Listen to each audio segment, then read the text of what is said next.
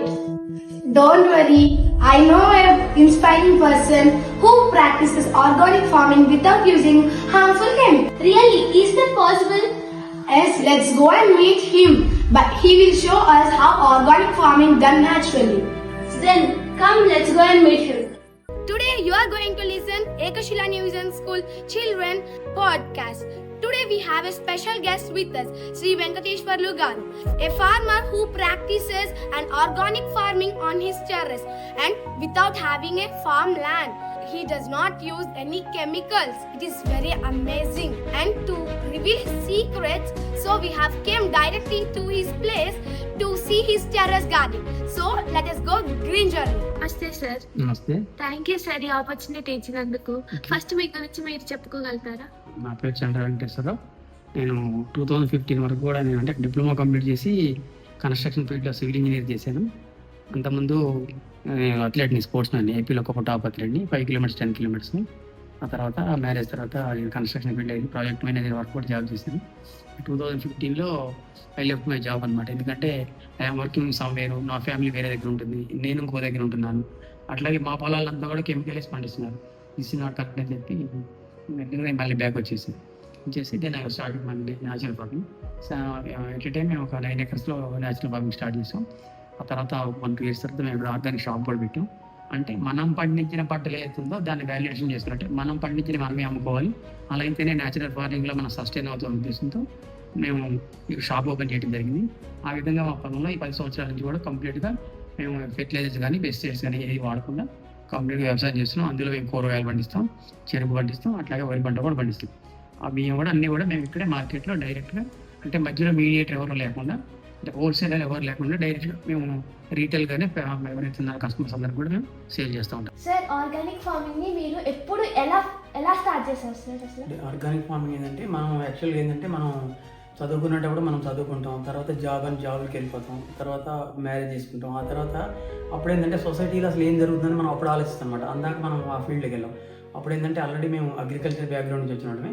అయితే chemical farming ద్వారా వచ్చే నష్టాలు అవన్నీ చూసిన తర్వాత ఇవన్నీ హెల్త్ వరకు కరెక్ట్ కదని చెప్పి యాక్చువల్లీ మేము ఎక్కడో జాబ్ చేసుకుంటూ కూడా అవే కెమికల్ ఫుడ్ తింటున్నాం. మా ఫ్యామిలీ వేరే దగ్గర ఉంటుంది, వాళ్ళు అదే పిల్లలు అదే తింటున్నారు. మా పొలాల్లో కూడా కెమికల్ ఫార్మింగ్ చేస్తున్నారు కాబట్టి ఈ పొలాలు లాగమైపోతున్నాయి. ఇది కరెక్ట్ సిస్టమ్ కాదని చెప్పి నేను మళ్ళీ రిటర్న్ వచ్చేసి ఇక న్యాచురల్ ఫార్మింగ్ చేయాలని దాని గురించి స్టడీ చేసి ఎవరెవరైతే న్యాచురల్ ఫార్మింగ్ చేస్తున్నారో అంతకుముందు వాళ్ళ ఫార్మర్స్ అందరిని కూడా మీట్ అయ్యి, ఎప్పుడు కూడా నేను జాబ్ చేసేటప్పుడు కూడా అక్కడ టైం దొరికినప్పుడు వెళ్ళి నేను కనుక్కుంటాను, వాళ్ళ దగ్గర వెళ్ళి ఎంక్వైరీ చేస్తూ ఉన్నాను న్యాచురల్ ఫార్మింగ్ ఎలా చేస్తున్నారు. అట్లాగే యూట్యూబ్లో కూడా చూసేవాడిని ఎలా చేస్తున్నారు, ఇది సస్టైన్ కాగలమా, డైరీ పెట్టాలనుకున్నాం, ప్రాజెక్ట్ రిపోర్ట్ తయారు చేసాం.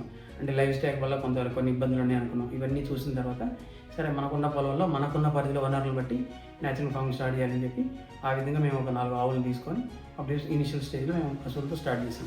ఆర్గానిక్ ఫార్మింగ్ స్టార్ట్ చేసేటప్పుడు మొదటగా పండించిన పంట ఏంటి? అంటే మాకు 9 ఎకరాల ల్యాండ్ ఉంది. అందులో ఒక 4.5 ఎకరాల పందిర్లు వేసాం అనమాట. అంటే సబ్సిడీ ద్వారా ఆ పందిర్లో మనం కూరగాయలు పండించాలని. అట్లాగే వరి పంట, కూరగాయలు, చెరుకు 3 పంటలు వేసాం. ఎందుకంటే మేము షాప్ ఒకటి ఓపెన్ చేయాలనుకున్నాం. ఆ ఉద్దేశం మనకు చెరుకు అమ్మాలి. ఎందుకంటే చెరుకు అనేది 365 days సేల్ ఉంటుంది, దానివల్ల రైతుకు ఆదాయం వస్తుంది న్యాచురల్ ఫార్మింగ్ అని చెప్పి ఇనిషియల్లీ మేము 2015లో ఒక 2 ఎకరాలు మేము కూరగాయలు పెట్టాం, ఒక 2-3 ఎకరాలు మేము చెరుకు వేసాం, మిగతాది ఒక 4 ఎకరాలు ఉంటే అది ప్యాడీ వేసుకోవడం జరిగింది. అప్పుడు 8 బస్తాలు అట్లా పండించేవాళ్ళం. అప్పటి నుంచి ఇప్పటి వరకు కూడా అట్లాగే గ్రోత్ అయ్యి ఇప్పుడు మేము ఆల్మోస్ట్ ఒక 30 బ్యాగుల వరకు కూడా పండిస్తున్నాం ఎకరానికి. సార్, మీరు ఆర్గానిక్ ఫార్మింగ్ లో ఎదుర్కొన్న సమస్యలు ఏంటి? అంటే ఇనీషియల్ స్టేజ్లో ప్రాబ్లమ్స్ ఉంటాయి. అంటే మనం చెప్పాను కదా, ఎందుకంటే మనం పండించిన పంట మనమే అమ్ముకోవాలి. ఆ ఉద్దేశంతో మేమైతే మార్కెట్లో ఏంటంటే ఇప్పుడు మీకు చిన్న ఎగ్జాంపుల్ చెప్తాను. సొరకాయలు వేస్తే మాకు 45 daysకి వస్తుంది క్రాప్. 45 daysకి వచ్చిన తర్వాత క్రాప్ మనం మార్కెట్లో తీసుకెళ్తే కేజీ 5 రూపాయలకి మన దగ్గర ఉంటారు. అది వాళ్ళు మన కన్నా ముందే 15 రూపాయలకి అమ్ముకునేవాళ్ళు. అంటే మేము 45 days 50 days కష్టపడితే మనకు వచ్చింది 5 రూపాయలు. దాంట్లో విత్తనానికి కానీ ఎరువులు కానీ మనకు అయ్యాలి. అంటే న్యాచురల్ ఫార్మింగ్లో కూడా ఎరువులు ఉంటాయి న్యాచురల్ తయారు చేసి, వాటి నుండి కూడా మనకి ఒక్కొక్క కేజీ 2-3 రూపాయలు ఆదాయం ఉండేది. దీనివల్ల మనం అంటే సస్టైన్ కాలేము కాబట్టి మనకి విల్ గెట్ మోర్ ఇన్కమ్. అంటే అలాంటప్పుడు మనం పండించిన పంట మనమే అమ్ముకోవాలనే ఉద్దేశంతో మేము మార్కెట్లో రావడం జరిగింది. మేము ఒక షాప్ ఓపెన్ చేసాం, వెంకటేశ్వర న్యాచురల్స్ అని కోదాడలో. ఈ తెలంగాణ, ఆంధ్రలో ఫస్ట్ ఈ అవేర్నెస్ తీసుకొచ్చింది. నేను ఆయిల్స్ వల్ల 20-30 రకాల క్యాన్సర్ ఉంది కాబట్టి రిఫైండ్ ఆయిల్ వాడొద్దని ఆ ఉద్దేశంతో మేము ఒక షాప్ ఓపెన్ చేసాం. దాని ద్వారా మేము ఆ ప్రాబ్లమ్స్ అన్నీ కూడా మేము రెక్టిఫై చేసుకోగలిగాం. మీరు పంట పండించినప్పుడు కెమికల్స్ యూజ్ చేస్తారా? ఒకవేళ యూజ్ చేయకపోతే పురుగులు పట్టినప్పుడు మీరు ఎలా దాన్ని క్యూర్ చేస్తారు? అంటే న్యాచురల్ ఫార్మింగ్లో ఫెర్టిలైజర్స్ కానీ పెస్టిసైడ్స్ కానీ మేము వాడకూడదని ఒక ఉద్దేశంతో వచ్చాం. ఎందుకంటే మనకి యూరియాలో 46% నత్రజని ఉంటుంది. అదే మనకి నత్రజని మనకి గ్రౌండ్ నట్ కేక్ ఉంటుంది, మేము కింద చూపిస్తాను. ఆ కేక్లో కూడా మనకి 46% వస్తుంది. ఎందుకంటే సైన్స్ విత్ ఫార్మింగ్ అనమాట. ఎందుకంటే దాని గురించి స్టడీ చేసి అసలు మొక్కకి ఏమేమి కావాలి, ఏమేమి పోషకాలు కావాలనే దాని మీద స్టడీ చేసిన తర్వాతనే మేము న్యాచురల్ ఫార్మింగ్లోకి వచ్చాం. దాని ద్వారా మేము కుంకుడుకాయలు వాడతాం, తర్వాత వేప గింజలు వాడతాం, పొగాకు కోసం పొటాష్ కోసం పొగాకు కాడలు నానబెట్టేస్తాం, తర్వాత కాల్షియం వాటి కోసం ఎగ్ షెల్ ఉంటుంది, అవన్నీ వాడతాం. అంటే ఎలా క్యూర్ చేయొచ్చు అటన్నిటి మీద కూడా ఒక అవగాహన వచ్చిన తర్వాతనే మేము న్యాచురల్ ఫార్మింగ్ స్టార్ట్ చేయడం జరిగింది. కెమికల్స్ మాత్రం ఎక్కడ కూడా మేము యూజ్ చేయం. అట్లాగే మాకు పైన టెర్రస్ గార్డెనింగ్ కూడా ఉంది. ఇప్పుడు మీకు అది కూడా మేము చూపిస్తాను. పైన టెర్రస్ గార్డెనింగ్ కూడా ఎలా చేస్తున్నాం అంటే మీరు దాన్ని చూస్తే కూడా మీకు అర్థమైంది. Now let's see the Sir terrace garden.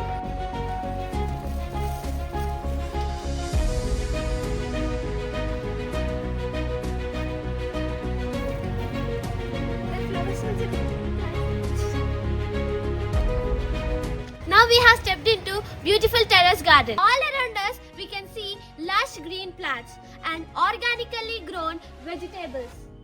This is not an ordinary terrace. It is a small wall that is filled with nature, harmony with nature.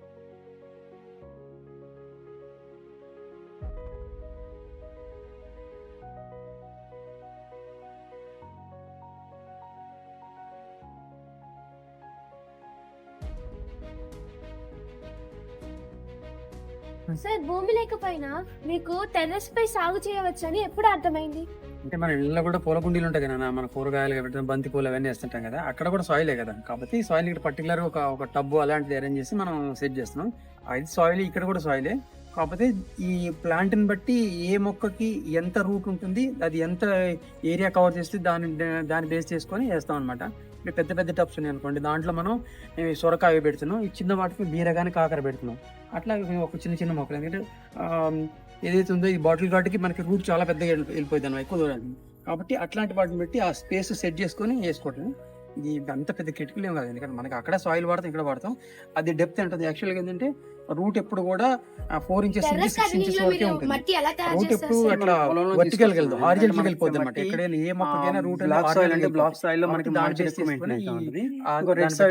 దాంట్లో పెద్ద పెద్ద స్టోన్స్ అవి మట్టి పర్సెంటేజ్ ఎక్కువ ఉండాలన్నమాట. సాఫ్ట్ సాయిల్ ఉండాలి. దాంట్లో మనం మెన్యూర్ వాడతాం అనమాట. పౌల్ట్రీ లీటర్ కానీ లేకపోతే కౌడంగ్ కానీ ఇవన్నీ వాడతాం. దాన్ని బేస్ చేసుకొని మనం ఈ వెజిటబుల్స్ అవన్నీ తీస్తాం అన్నమాట. సార్, వంటింటి పదార్థాలను మీరు ఎరువులుగా ఎలా మారుస్తారు? వంటింటి పదార్థాలు ఏదైనా డికంపోజ్ అయ్యే ప్రతి మెటీరియల్ కూడా మనం మెన్యూర్గా వాడుకోవచ్చు. ఏదైనా దానికంటే మనం మట్టి 4 అంగుళాలు 4 ఇంచెస్ మట్టి తీసేసి దాని కింద డికంపోజ్ అయ్యే ప్రతి హార్డ్ మెటీరియల్ ఎలాంటి మెటీరియల్ అది డికంపోజ్ అయ్యిద్ది అంటే అలాంటి దేన్నైనా సరే మనం మెన్యూర్గా మనం ఉపయోగించుకోవచ్చు. టెర్రస్ గార్డెనింగ్ లో పురుగులు వస్తే మీరు ఎలా కంట్రోల్ చేస్తారు సార్? టెర్రస్ గార్డెనింగ్ అని కదా నాన్న, మొక్క అంటే మనిషికి ఏదైనా అవే పోషకాలు కావాలి, కాల్షియం, మెగ్నీషియం, పొటాషియం వాటికి అవే కావాలి. దాన్ని బట్టి ఎందుకంటే న్యూట్రియంట్ వాల్యూ ఎక్కువ ఉన్నప్పుడు ఎలాంటి పురుగులు రావు. వచ్చినప్పుడు మేము వేప గింజల నూనె వాడతాం. ఎందుకంటే మనకి మార్కెట్లో వేప గింజలు 5000 ppm 10,000 ppm దొరుకుతాయి. అదే మనం 1 kg వేప గింజలు తీసుకొని పౌడర్ చేసేసి ఇంట్లో నానబెట్టేస్తే మనకి 7 డ్రమ్ములు అనమాట, ఆల్మోస్ట్ 1400 లీటర్ల మందు తయారైతుంది అనమాట. కాబట్టి అది చాలా 50,000 ppm ఉంటుంది. అట్లాంటివన్నీ వాడుతూ ఉంటాం. కాబట్టి ఎందుకంటే మేము ఏరియా వెళ్ళినంత వరకు కూడా ఎక్కువగా మనకి మైక్రో న్యూట్రియన్స్ కావాలి వీటికి. ఇవన్నీ మైక్రో న్యూట్రియన్స్లో మనకి ఐరన్, బోరాను, జింకు, ఇవన్నీ ఉంటాయి. అవన్నీ ఇస్తూ ఉంటాం. కాబట్టి వీలైనంత వరకు మేము ఆ బలం ఏదైతే ఉందో ఆ మొక్కకు బలం ఇవ్వడం ద్వారానే మేము ఈ పురుగులను మేము రెక్టిఫై చేయగలుగుతాం. సార్, టెర్రస్ గార్డెనింగ్ లో మీరు ఎదుర్కొన్న అతి పెద్ద సమస్య ఏది? టెర్రస్ గార్డెనింగ్ లో పెద్ద సమస్య అంటే ఇవి టబ్స్ ఉంటాయి కదా, వీటికి డ్రైనేజ్ ఫెసిలిటీస్ చాలా జాగ్రత్త హోల్స్ పెట్టాలి. అంటే రైనీ సీజన్ లో మనకి వాటర్ అన్ని స్టాగ్నెంట్ అయిపోయి లోపల నుంచి వాటర్ బయటకు వెళ్ళదు అనమాట. అలాంటప్పుడు ఏంటంటే రూట్స్ ఉంటాయి కదా, రూట్ ర్యాట్ అంటారు, అవి రూట్స్ అవన్నీ పాడవటం అలాంటి జరుగుతాయి. కాబట్టి దానికి హోల్స్ పెడతాము. అవి సైజు పెద్దగా ఉన్నాయి అనుకోండి, ఎక్కువ వాటర్ బయటకు వెళ్ళిపోతా ఉంటే మనం ఇచ్చే న్యూట్రియన్స్ ఏవైతున్నాయో అవి కూడా బయటకు వెళ్ళిపోతా ఉంటాయి. దాన్ని బట్టి చాలా జాగ్రత్తగా అది ప్లాన్ చేసుకోవాలి. ఇప్పుడు సమ్మర్ సీజన్ వస్తేనే మనకి డ్రై అవుతూ ఉంటుంది కాబట్టి అట్లాంటి హోల్స్ క్లోజ్ చేయాలి. రైనీ సీజన్లో మేము హోల్స్ పెడతాం, తర్వాత మనం వాటికి టేప్ వేసేసి అవి క్లోజ్ చేస్తే అంటే ఆ సమ్మర్లో ఆ వాటర్ బయటికి పోని కూడా చూస్తాం. కానీ రైనీ సీజన్లో మాత్రం కంపల్సరీ డ్రైన్ అవ్వాలి. అంటే అది కొంచెం అంటే మొక్క బట్టి ఉంటుంది. టమాటా మొక్క అనుకోండి, దానికి ఎక్కువ వాటర్ ఇవ్వకూడదు. ఈ లీఫీ వెజిటబుల్స్కి మనం డైలీ వాటర్ ఇచ్చుకోవచ్చు. ఇట్లాంటి మనకి ఏది బాటిల్ గార్డ్ కానీ ఈ bitter guard plus snake guard వీటన్నిటి కూడా మనం ఆల్టర్నేట్ డేస్ ఇచ్చినట్టే అవి మనం అది ఏదైతే ప్లాంట్ ఉందో ప్లాంట్ని బట్టి మనం ఆ మాయిశ్చర్ మెయింటైన్ చేయాలి. ఆ విధంగా దాన్ని తెలుసుకుంటే ఇది అంత ఈజీ, పెద్ద ఇబ్బంది ఏం కాదు. లీకేజ్ వాటర్ ని ఎలా డ్రైన్ చేయొచ్చు సార్? అంటే టెర్రస్ గార్డెనింగ్లో వచ్చేది ఏంటంటే మనకి స్లాబ్ వేసేటప్పుడే మనం స్లోప్ మెయింటైన్ చేస్తాం. ఆ స్లోప్ మెయింటైన్ చేయడం వల్ల మనకి ఒక వాటర్ వెళ్ళిపోతూ ఉంటాయి. డ్రైనేజ్ ఫెసిలిటీ ఎక్కడైనా ఈ స్లాబ్ వేసేటప్పుడు చేస్తారు. ఇంకో విషయం ఏంటంటే టెర్రస్ గార్డెనింగ్ చేసేటప్పుడు ప్రతి టబ్స్ ఇవన్నీ కూడా ఆ స్లాబ్ నుంచి ఒక 4 అంగుళాల నుంచి 4 to 6 inches హైట్లో పెట్టుకుంటాం. దానివల్ల డ్రైన్ వాటర్ వెళ్ళిపోతూ ఉంటుంది. అది కాకుండా ఇంకా ఏదైనా కావాలనుకుంటే మనకి పైన డాక్టర్ ఫిక్స్డ్ అని వస్తుంది, మన వాటర్ ప్రూఫింగ్ మెటీరియల్ వస్తాయి. వాటర్ ప్రూఫింగ్ మెటీరియల్ పైన అప్లై చేసామంటే ఇంకా వాటర్ తీసుకొని ఆ వాటర్ డైరెక్ట్ డ్రైనేజ్ వెళ్ళిపోతాం అన్నమాట. వాటర్ స్టాగ్నేట్ అవ్వకుండా చూసుకోవాలి. దానికి స్లోప్ మెయింటైన్ చేస్తే ఆటోమేటిక్గా డ్రైన్ అయిపోతుంది. ఈ టెర్రస్ గార్డెనింగే కాదు, మామూలుగా రైనీ సీజన్ వర్షం పడ్డప్పుడు కూడా ఆ నీళ్ళు ఎక్కువసేపు నిలబడకుండా వెళ్ళిపోతే మనకి స్లాబ్ సేఫ్ సైడ్లో ఉంటుంది, ప్రాబ్లం ఉండదు. వాతావరణం అనగా ఎండ, గాలి, వాన మొక్కలపై ఎలా ప్రభావం చూపుతుంది సార్? వాతావరణం ప్రభావం అంటే రైనీ సీజన్లో చెప్తున్నాను కదా, మనం డ్రైనేజ్ ఫెసిలిటీ చేస్తాం. ఎందుకంటే ఎక్కువ వర్షాలు పడుతుంటే ఆ ప్లాంట్ పాడవకుండా చూసుకోవాలి. దానికి డ్రైనేజ్ ఫెసిలిటీ కరెక్ట్గా అడ్జస్ట్ చేసుకోవాలి. ఇక మిగతాది చలి అంటే మనకి యాక్చువల్గా ఏంటంటే చలికాలం బీరప్ అనేది మనకి ఈ బీర పంట సరిగ్గా రాదు. కాకపోతే మనం ఎక్కువగా న్యూట్రియంట్ ఇస్తున్నాం కాబట్టి కొన్ని చోట్ల సిస్టమ్ ఒకసారి ఎక్కువ చలి ఉన్నప్పుడు పంట రాదు. కాబట్టి మనం వాతావరణ ప్రభావాన్ని మనం ఏం చేయలేము, దాన్ని బట్టి మనం అడ్జస్ట్ చేసుకోవటం. క్రాప్స్ ఇప్పుడు మనకి టమాటా ఉంది, మన దగ్గర వర్షాకాలం పండదు, సమ్మర్లో ఇప్పుడు వేస్తారు, జనవరి నుంచి వేస్తారు. అదే జూన్ జూలైలో మన దగ్గర పండదు. అట్లా ఆ రైనీ సీజన్ బట్టి దాన్ని క్రాప్ ఆ కాలంలో ఆ క్రాప్ వస్తుందా లేదో చూసుకొని మనం క్రాప్ వేసుకోవడం అట్లా ఆ విధంగా చేసుకోవాలి. టెర్రస్ గార్డెనింగ్ కి మీరు రోజు ఎంత సమయం కేటాయిస్తారు? అంటే మనం వేసుకునే కూరగాయలు బట్టి ఉంటుంది, ఏరియా బట్టి. మనం యాక్చువల్గా రోజుకు మేము ఒక 1/2 hour చేస్తున్నాము. ఇంకా ఎక్కువ వెజిటబుల్స్ ఉంటే దాన్ని బట్టి ఒక 1 hour వరకు కేటాయిస్తే మనకి అంటే మనకి ఎలా ఉంటుంది అంటే మన ఫ్యామిలీకి సరిపోయిన వెజిటబుల్స్ మనం 365 days మనం ఇవ్వగలుగుతాం. సార్ మీరు వాడే ఎరువుల గురించి చెప్తారా? మేము వాడే ఎరువులు అంటేనా, ఇక్కడ మేము పౌల్ట్రీ లీటర్ వాడతాము. పౌల్ట్రీ లీటర్ తీసుకొచ్చేసి కోళ్ళ ఫార్మ్ నుంచి పౌల్ట్రీ లీటర్ వేసేస్తూ ఉంటాం. అట్లాగే వేరుశెనగ కేక్ ఉంటుంది మన దగ్గర, గ్రౌండ్ నట్ కేకు, ఆ గ్రౌండ్ నట్ కేక్ వాడుతూ ఉంటాం. ఇంకోటి మీకు చెప్తే మర్చిపోయాను, బూడిద వాడతాం. మనకి వరిపొట్టు బూడిద అని వస్తుంది. అది దాంట్లో కాల్షియం పర్సెంటేజ్ ఉంటుంది, అది డ్రైనేజ్ ఫెసిలిటీ బాగుంటుంది. మొక్కకి ఎంత వాటర్ కావాలో ప్లాంట్కి అంతే ఇస్తూ ఉంటుంది. ప్లస్ ఇంకోటి ఏంటంటే సాయిల్ ఎప్పుడు కూడా మనకి హార్డ్ స్టేట్లో ఉంటుంది. అంటే జస్ట్ ఎంత హార్డ్ మెటీరియల్ టైప్ ఉంటుంది. సాయిల్ హార్డ్గా ఉంటుంది కాబట్టి దాంట్లోకి రూట్స్ పెనిట్రేట్ అవ్వాలంటే మనకి ఆ సాయిల్ లూజ్ కావాలి. లూజ్ అవ్వాలన్నప్పుడు దానికి ఏంటంటే మనం ఈ పౌల్ట్రీ లిటర్ కానీ ఏదైనా పశువుల ఎరువు కానీ కోళ్ళ ఎరువు కానీ లేకపోతే బూడిద కనటం మట్టిని విడగొట్టింది అనమాట. సాయిల్ విడగొట్టేస్తుంది. సాయిల్ లూజ్ అయినప్పుడు ఆటోమేటిక్గా రూట్ లోపలికి వెళ్ళిపోయింది. ఈ రూట్ ఎప్పుడైతే లోపలికి వెళ్ళిపోతుందో ప్లాంట్ పైకి వెళ్ళిపోయింది అనమాట. సిస్టమ్ అదే. కాబట్టి ఎప్పుడైనా సాయిల్లో వీలైనంత వరకు సాయిల్ ఇప్పుడు కూడా లూజ్ సాయిల్ ఉండాలి. అలా సాయిల్ని తయారు చేసుకోవాలి. దానికి ఏంటంటే మెన్యూర్ కానీ ఇంకోటి లేకపోతే మెన్యూర్తో పాటు మీ పశువులు వేస్ట్తో పాటు ఏమంటారు మనకి కార్బన్ పర్సంటేజ్ కోసం బూడిద కానీ ఇంకా లేకపోతే డికంపోజ్ మెటీరియల్ ఉంటుంది. మనకి యూకలిప్టస్ పొట్టు వస్తుంటుంది, ఇట్లాంటి వరి పొట్టు వస్తుంటుంది. అవన్నీ కూడా మన పొలంలో ఇప్పుడు వరి పొలాలు కోసిన తర్వాత చాలా మంది తగలబెడతా ఉంటారు. అలా తగలబెట్టుకుంటే ఆ వరిగడ్డి మొత్తం కూడా పొలంలో దున్నేస్తాం. అంటే సాయిల్ మధ్యలోకి ఇవన్నీ వెళ్ళిపోతాయి కాబట్టి ఆటోమేటిక్ సాయిల్ విడిపోయి ఉంటుంది. అప్పుడు మనకి ఈ ప్లాంట్ గ్రోత్ అనేది చాలా ఈజీ ఉంటుంది.